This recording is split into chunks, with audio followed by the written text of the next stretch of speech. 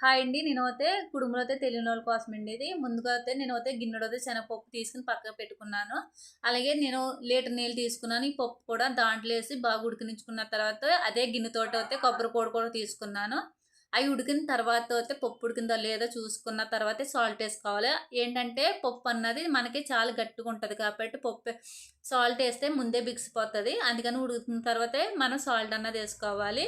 నేనైతే గిన్నెడు శనగపప్పుకి 2 గిన్నెలైతే బియ్యం రవ్వ అయితే తీసుకున్నాననమాట. ఆ బియ్యం రవ్వ కూడా మనకి మురుంగా ఉండాలి.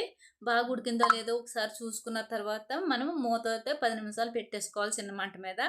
ఆ చిన్న మంట మీద పెట్టేసిన తర్వాత ఒకసారి మూత తీసి 10 నిమిషాల తర్వాత ఒకసారి బాగా కలుపుకోవాలి. ఉడికిందో లేదో ముందుగానే చూసుకోవాలి. ముద్దగుంట ఉడకలేనట్టు. తర్వాత అయితే నేనైతే పక్కన పెట్టేసి ఆ పిండి పక్కన పెట్టేసి వేరే కళాయి తీసుకొని కొంచెం జీలకర్ర 2 చెంచాలు నెయ్యేసుకొని అయితే ఏగించుకున్న తర్వాత ఈ పిండిలో సగం అయితే పక్కన పెట్టుకొని సగం దాంట్లో ఇదైతే జీలకర్ర కలిపి బాగా రౌండ్ షేప్ చేసుకున్నాను. తర్వాత అయితే ఇడ్లీ పాత్ర పెట్టుకొని అందులో వాటర్ వేసి ఇడ్లీ రేకు దాంట్లో పెట్టిన తర్వాత ఈ రౌండ్ చేసుకున్న ఉండలో అయితే పెట్టుకోవాలి మనము. బాగా ఉడికించుకోవాలన్నమాట. ఎంత ఉడికితే అంత టేస్ట్‌గా వస్తాయన్నమాట మనకి. నెయ్యి అంటే అందరికి ఇష్టం ఉండదు కాబట్టి నేనైతే సగం అయితే నెయ్యి చేశాను. సగం అయితే నార్మల్‌గా చేశానండి. ఇందులోకైతే అల్లం చట్నీ కాంబినేషన్ చాలా బావుంటది.